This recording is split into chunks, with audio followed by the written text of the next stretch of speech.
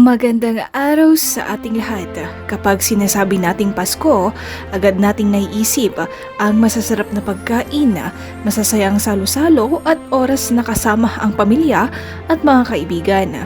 Pero ngayong Pasko, bakit hindi nating subukang ipagdiwang ito sa isang paraan na hindi lang masaya, kundi makakabuti rin sa ating kalikasan? Ngayong araw, nais kong ibahagi ang ideya ng isang environmental picnic. Isang simpleng pagtitipon na nagpapakita ng pagmamahal hindi lang sa kapwa kundi pati sa ating kapaligiran.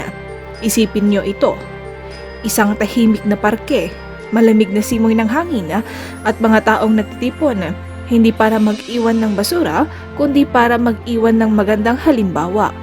Sa halip na gumamit ng plastik, ang bawat isa ay may dalang sariling lalagyan, reusable na kubyertos at eco bag. Ang mga pagkain ay lutong bahay, nakabalot sa dahon o reusable containers.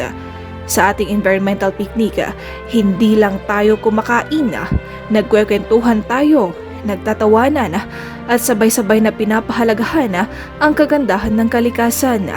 Maaaring may mga simpleng aktibidad tulad ng paglilinis ng paligid, pagtatanim ng munting halaman o kahit palitan ng kaalaman tungkol sa kung paano tayo makakatulong sa pangalaga ng mundo. Napakahalaga nito lalo na tuwing Pasko dahil ang diwa ng Kapaskuhan ay pagbibigayan at pagmamahalan. At ano pa bang mas magandang regalo kaysa sa isang malinis, ligtas at masaganang kalikasan para sa sunod na henerasyon?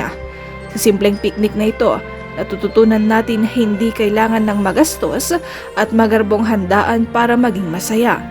Minsan, sapat na ang presensya ng mahal natin sa buhay at ang kaalaman na may nagagawa tayong mabuti para sa ating planeta.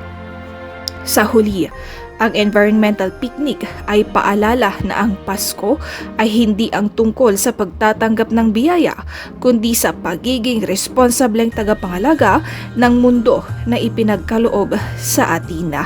Ngayong Pasko, sama-sama nating ipagdiwang ang pagmamahal sa pamilya, sa kapwa at sa kalikasan.